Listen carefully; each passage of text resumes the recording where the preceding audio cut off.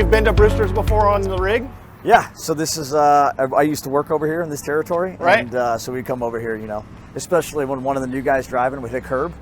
That never happens. Yeah. That happens at your department too? Oh yeah, that's the, they owe ice cream. So it's like, hey, come on, it's after dinner, let's go over and get some ice cream. So. Right. Welcome to Bruster's. What Hi. can I get for you all? Can I get a chocolate shake, just a small chocolate shake? A small milk chocolate shake And I'm gonna have a, how about a Reese's Blast? and Reese's Pieces Yep, just or a Reese's Peanut Butter Cup? Peanut butter cup's fine. Okay, the Yep, small size? small's fine. Okay, Yep. so one chocolate, a milkshake is small, and one Reese's Blast, Reese's Peanut Butter Cup, okay? Yes, ma'am, thank you. I will write that. Thank you. Yeah, so of course, when the new guys hit the curbs, you gotta come over here and get some ice cream. Yeah. But yeah, so, but this summer, because it is Hotlanta, as you mentioned earlier, Right. it gets warm out, and there's, this is a good spot to come and at least get a little ice cream. The last episode I did out here was when FRI was out here. Yeah. So I took Billy G out. Okay. And Billy Goldfeder, it's funny because he's got to turn the spoon upside down with his mustache to eat. So I was, the whole time I'm interviewing, I'm I like would trying never not to have laugh. thought that. Oh, he literally told me like up front, like he's like, it's going to look weird. Just be prepared for it. And I was not prepared for it. And so he turned it upside down. And then we go to the ice cream place, crazy place outside of downtown, in the heart of Atlanta. And the manager is like really cool. He like walks us through all the ice cream flavors. And he goes, okay, and this one's activated charcoal. And Billy's like, I'll take that one. I'm like, Billy, that's what we used to like jam down guys' noses when they that's the ice cream. Yeah. And he was like, it was sounds like it was a bad pretty. idea. I don't know. He said it was good. I was not willing to try it. So I'm willing to try a lot of ice cream, but I kind of drew the limit there. Sure. Yeah. Yeah. But it's pretty funny how ice cream has become just one of those things, rekindle or you hit a curb or it's just Cops and Donuts and fire. No, ice listen, cream. that was one thing that I learned early on in the fire service coming up in California. It was like, hey, you should show up to the station and you should have ice cream. If you're going there for a third ride or you're, a boot, whatever. That's one of those things. You either show up in the morning. I learned that, California Fire Service is a little healthier than the Georgia Fire Service. Right. And so it was like donuts were bad. Guys didn't want donuts, Maybe bagels and cream cheese is a little healthier choice, It's not, but and, we pretend it is. But we pretend that it is, yeah. And then ice cream, of course, So you're at the grocery store shopping and you're like, okay, I guess I'll get the ice cream for tonight. Yeah. So, and there's typically always somebody that's going to have a bowl of ice cream after dinner. Or some guys have it for lunch. Yeah. Well, and it got to the point where literally we're getting Skinny Cow ice cream or we're getting these fruit bars. Sure. And I'm like, you guys are ruining this whole ice cream at the fire station thing. That's not even real ice cream. No, just exercise. Eat what you want and exercise. And, you'll be fine. You can be on CrossFit. I'll be on CrossFit. I'm okay with it. I like ice cream. It's exactly. funny. Yeah. Yeah, it's definitely ice cream is interwoven in the fire service for sure. Yeah. And that's what it makes this show just really fun. It's literally firefighters, fire trucks, ice cream. Yeah. What else can you even have in that? Yeah. And That's cool. Bruster's ice cream at that. Yeah. Yeah, it's great. Do you have Bruster's out on the West Coast? No, not that I know of. Okay. Even when I was scrolling through trying to figure out an ice cream place. Baskin and Robbins. Yeah, I'm like, there's and really a lot of the name brands of big corporate, I've tried to get them to do the show and they never even reply back. Really? So it's easier just to find smaller chains or mom and pops to go get the ice cream. Yeah, there's a place over here in the Battery, and it's called Jenny's. We did Jenny's in Ohio for the Mike Daly episode. That place is insane. Yes. So they'll have lines out a block long. Right. Because they're going to have Dolly Parton ice cream or something is what they call it. It has some crazy name. People will stand in line and they have such a huge following online that people will buy a gallon of it. They pay $25 for a gallon of ice cream, and then next thing you know, they're selling it online with dry ice to somebody on the internet for $100. That's what people do. They're there as investors, to buy this ice cream and then ship it off somewhere. Well, the crazy thing is there's another show on the Vice Network that actually is called The Ice Cream Show. Really? And I call this in passing, a lot of times I'll call this the ice cream show, but there's a show called the Ice Cream Show, and it's the owner's son that now owns Lappert's Ice Cream that's in Palm Springs. Oh, that must be yours. See, look, this is what I was talking about. You can turn it upside down. Oh, Okay, yeah. Nothing falls out. Big, yeah. Yeah. Everybody's got their thing. But you cannot do that. This is milkshake. No. I can't do it with my milkshake? No, it will drip. Have a good one. All right. Thank you. Take care. Let me turn this one like that now. All right, man. So, yeah, this ice cream show is the son of Lappert's Ice Cream, the original owner of that. And they're based out of like Palm Springs and a couple other places in California. But he actually goes to different ice cream places and like learns how they make it and tastes it and tries it and all this. And he went to Jenny's, and like the owner, Jenny, like literally walked him through that place. And it's funny, like she originally started with like essential oils and different things like that, and she basically started like blending that into ice cream. Marketing like and all that stuff. That's where that actually came from, was just the crazy, already like dealing with the crazy different scents of essential oils and bringing it into the ice cream world. You know? I unfortunately like watch that show to learn more about ice cream. If I'm going to go out and do this, I figure but he's trying all these different things. I'm like, I'll take a chocolate shake, so I can't live up to it. That's awesome. Well, sorry you didn't get to teach your other class at FDIC, Yeah, so I didn't get to do the classroom, and which hopefully I'll be fortunate enough to apply and teach it again next year, and bring it back. And what's funny is last week we were doing a UL Fire Dynamics boot camp in Omaha, Nebraska. The guy that's in the class like comes up to me, because of course they're breaking my balls about scooter stuff, and Chief Healy from FDOI's got scooter videos up before his presentation and all kinds of stuff.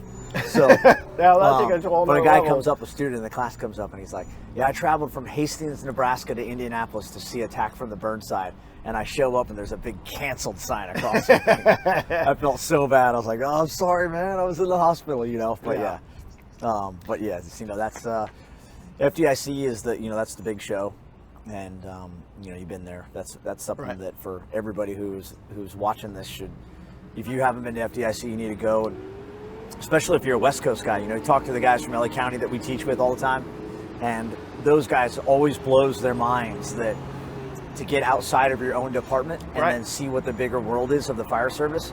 A lot of people don't realize that, and so I always encourage people like, hey, you should go and try to see FDIC. That's like a must, and even our young guys, we try to take young guys with us from here so they can go and get inspired and come back, bring back information that they got from FDIC, and it only makes your department better. Yeah, for sure. So, next year the dates of FDIC are always in line with our wedding anniversary. If I was to do it all over again, we would have gotten married today. Mine too. So next year's our 20 year, and she will not let me go. Yeah. There's no way. She's like, don't even submit. It's not going to happen.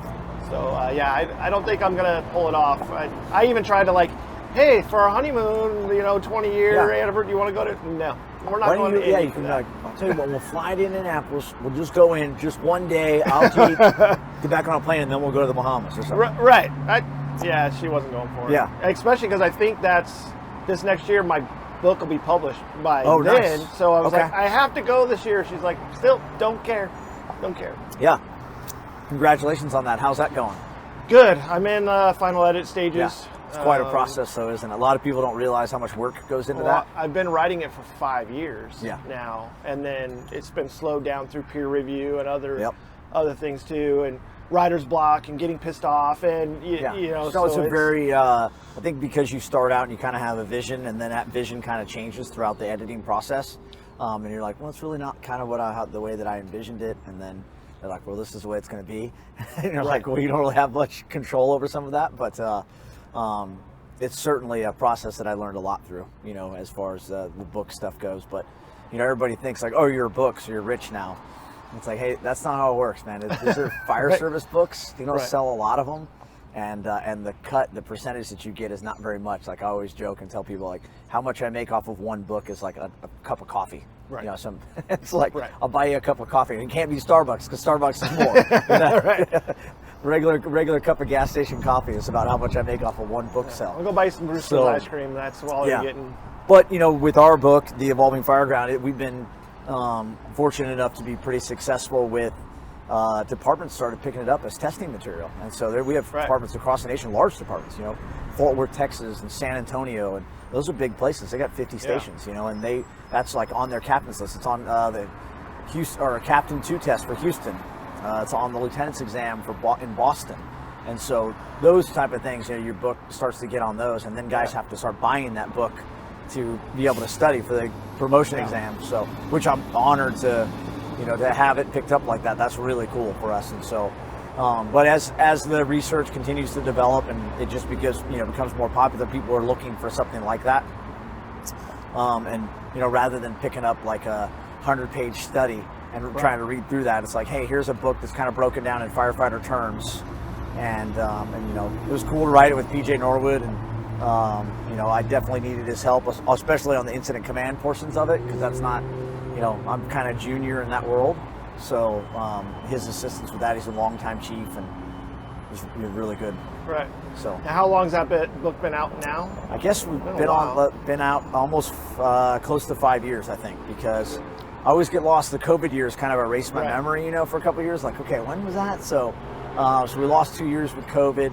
I think it was right before COVID happened. So 2 years before COVID. So yeah, so we're looking, we're one out. Yeah, about 5 years, I think. Is Pinwell talking about a second edition? We need to, because I feel like the research has continued to develop, and there's so much more information that I would love to put in, like fire attack chapter, for example, water mapping and air entrainment, that stuff wasn't out yet. And now with the search study, so we have a whole search chapter, what really lines up with exactly what the study was saying already. And we were talking about closing doors and things like that then, just because it kind of made sense, right? We already had the data that was there for door control, and how it made the gases, the combustion process stop when you use door control, that kind of stuff. The gases would start to diminish and drop.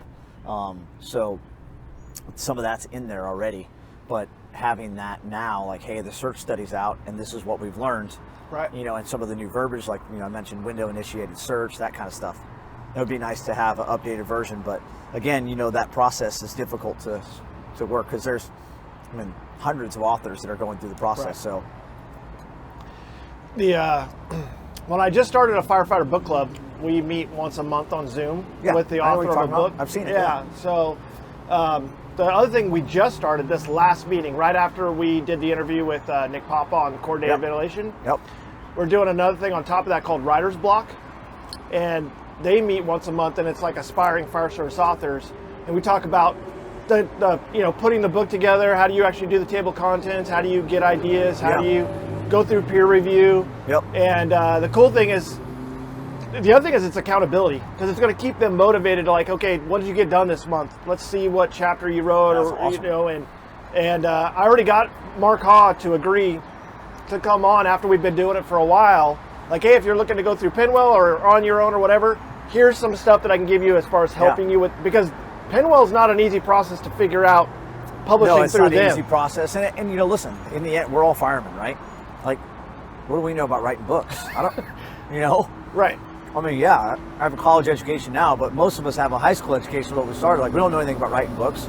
And so when I first started writing articles, it was really all because of Bill Gustin from Miami-Dade. And he came here. We hosted him here in Cobb County as a speaker. Is that where you got the shorts and the flip-flops from, too? Yes, yeah. He's got much wider legs than you. It's so funny when he's walking through there. Yeah, so he came, and we had him at the firehouse. And I had a fire 17 years ago that had a near miss, and that's really why I started teaching and kind of getting engaged and looking at research. And I just started, I had a small child. My oldest son was just a baby at that point, and so that fire kind of changed the way that I thought about the process. I was just some tough, dumb kid and didn't think about what was happening in fires, and then come to having somewhat of a near miss or a close call, and that started me thinking a lot and about the way that we kind of operated. So fast forward to Bill Gustin coming, and it's probably like 6 months after the fire. He comes to our firehouse and has dinner with us, and we're sitting at the table, and he's like, man, you guys have a lot of fires that start on the outside here in Cobb, deck fires. Ton of them. He's like talking to some of your fire marshals and your arson guys, and he's like, man, it's crazy how many fires you have that start on the outside. One of the guys was like, oh great, tell them about your fire. And I was like, so I was like, okay. So I kind of tell him the story, and then Bill's like, you should write an article for Fire Engineer magazine about that. And I'm like, Right. I'm a driver in Cobb County. What do I know about writing an article in a magazine, you know? And so I was like, okay, you know, I kind of just passed it off. It's just one of those conversations you have with somebody, but nothing ever goes anywhere. But we exchanged emails. I'm telling you, it was like a week after the event, I get an email from him. It's like, are you done with that rough draft yet? And I was like, oh shit, this guy's serious, right? Like, Right. like, So uh-oh, crazy. yeah. So he kind of forced me to write it, and then he assisted me in writing that article. I sent him some stuff and had paragraphs all over the place. It was like a total mess, right? Right. And then he, you know, kind of, hey, start here. Put this paragraph here. That, you know, moved it, gave it nice flow, and kind of taught me how you should have flow in a magazine article. And then I sent it off to fire engineering, man, and it got accepted. And and that's what my fire attack class, Attack from the Burnside, is based off. The article's called Attack from the Burnside Can Save Lives. And you know, they come up with the titles, like you throw stuff out there.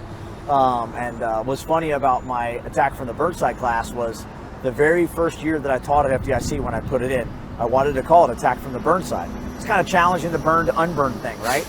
And they changed the name of the class because it was too controversial to Exterior Fires. The basics was the very first year. That's what it was called. Right. And so like the next year, like nobody, I had like 10 people in my class at FDIC.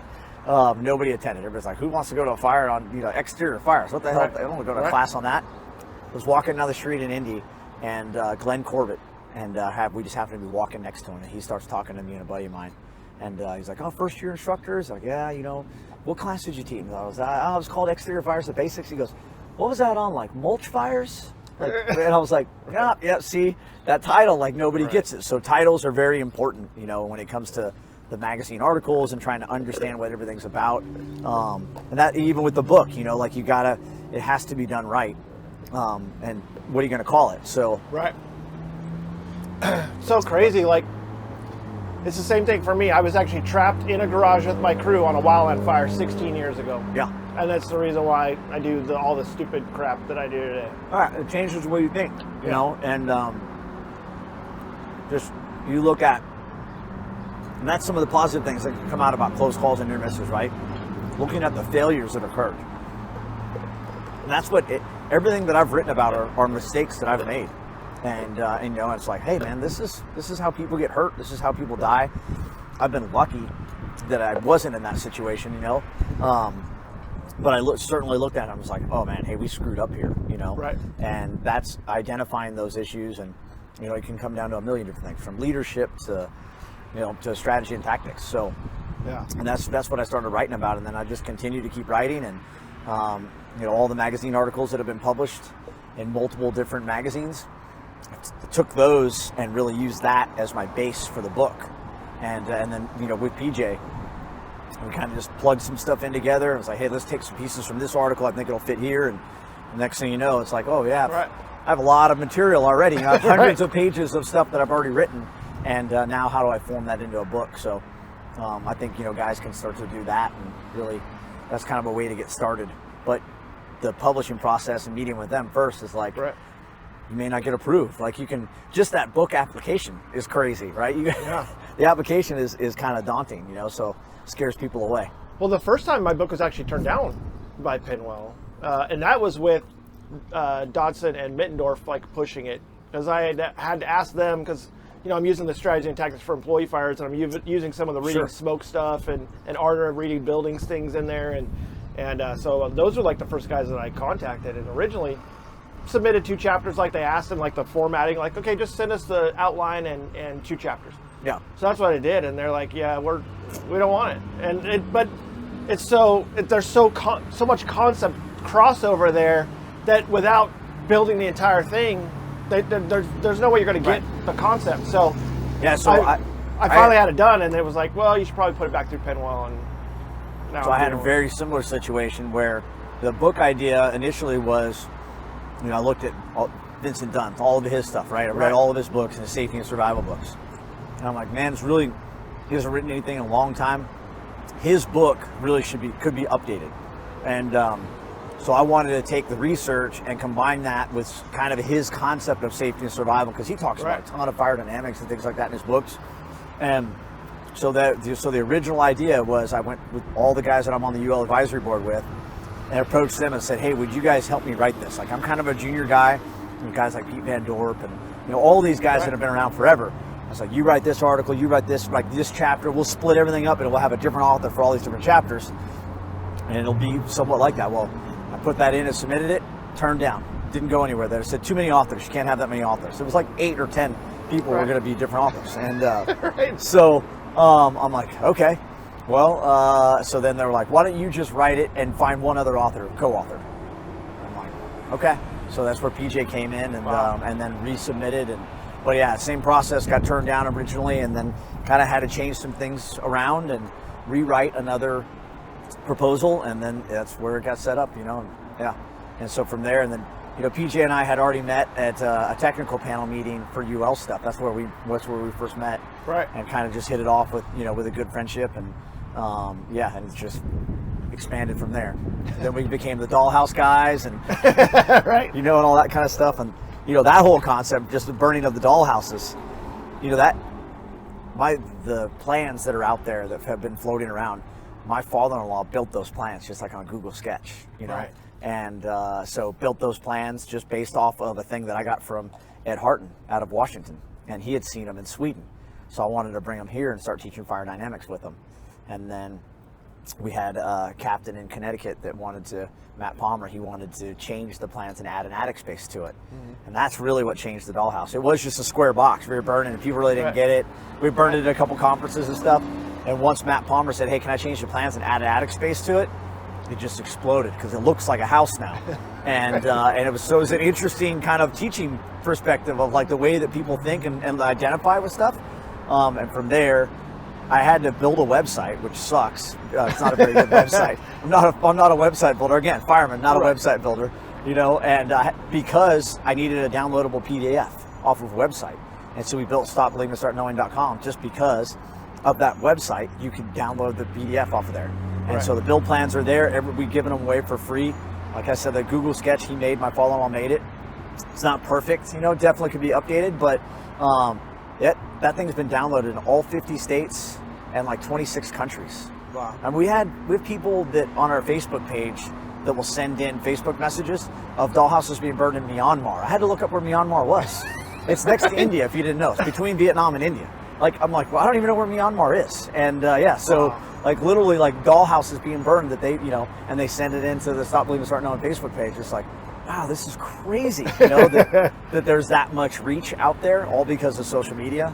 It's pretty wild. So, but yeah, it's, that's the dollhouse thing. Of course, I still get beat up for that. I'm the dollhouse guy, the guy that wants to fight every fire from the outside and all that kind of stuff. But yeah, it's hilarious. So, but, hey, you're talking to the guy that has a class called Slab Savers. Come on, you're not giving me anything that I don't already know. Exactly. Yeah. How's your ice cream? Oh, good. It's awesome. Good. Yeah. Well, we get to cruise back and finish up. Let's do it.